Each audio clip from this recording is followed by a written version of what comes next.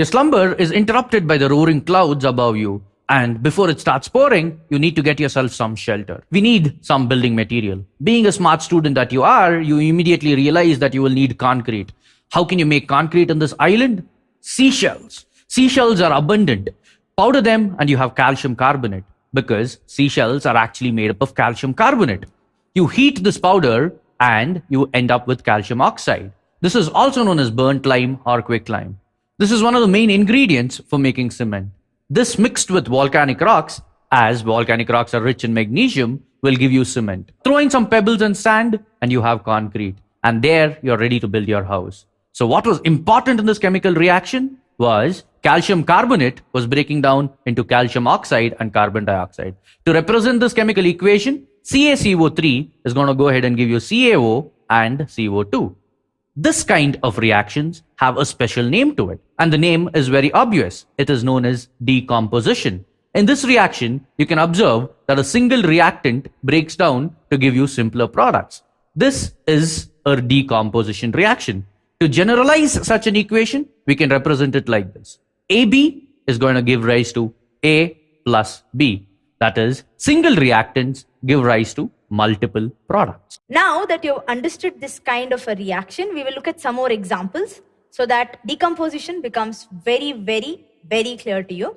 Now, let's consider the decomposition of ferrous sulfate, okay? The representation is like this. 2FeSO4.7H2O will give you Fe2O3 plus SO2 plus SO3 plus 14H2O. Now, since it's decomposition, you need something to be given as a trigger for this reaction, right?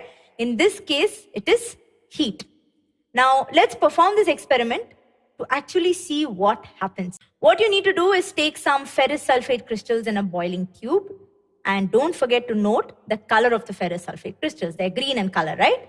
Now, heat the boiling tube over the flame of a burner till you can observe a color change. And what is the color of the crystals after heating? And why is that happening? This is what we need to understand. So what can you actually observe? One, the green color of the ferrous sulfate crystals are changing to a black residue. And this is ferric oxide, represented as Fe2O3, which is a solid. Then you can also see fumes coming from the mouth of the test tube. This is burning sulfur from sulfur dioxide and sulfur trioxide. Now, the odor would be similar to the smell you will get after loads of firecrackers are burst during Diwali. And finally, you can also see some droplets at the mouth of the test tube. This is water. Example 2 is the decomposition of lead nitrate. So what we'll do is we'll actually heat up lead nitrate and see what happens. Lead nitrate will decompose into lead oxide, nitrogen dioxide, and oxygen. To represent that in an equation, PbNO3 twice when heated will give you PbO plus NO2 plus O2. And I'm sure that you already observed that this is not a balanced equation. So let's just balance this for practice, okay? So how do you go about doing that?